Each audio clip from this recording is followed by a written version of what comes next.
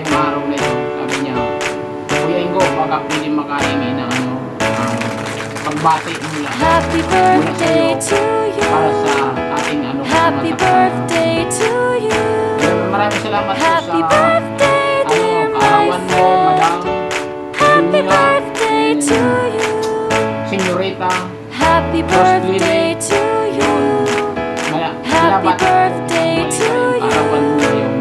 Happy birthday, dear my friend. Maraming salamat Happy po, birthday Madam. to you.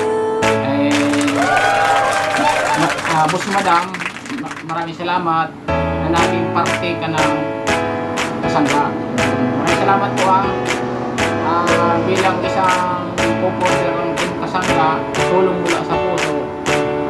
Ang iyong harap ngayon, Happy birthday to you. Happy birthday to you. Hindi ko talaga may iwasan Happy yan. birthday, dear my friend. Ang video ko na Happy ito, birthday Boss to Madam. you. Happy birthday alam na to po, you. tumatawa ka.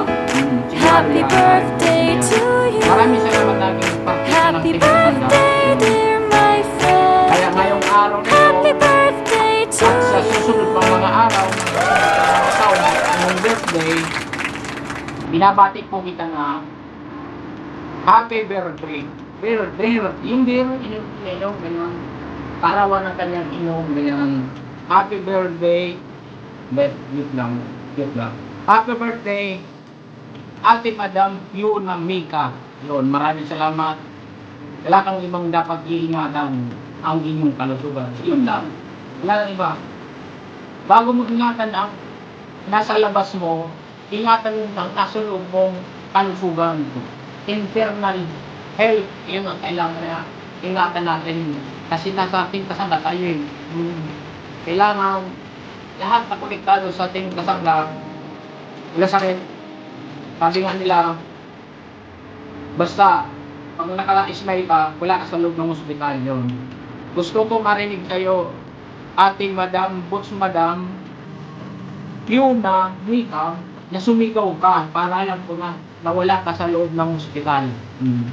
Pero pagka hindi ka sumigaw, nasa labas ka, sigurado yan. Kasi walang sumisigaw sa loob ng ospital.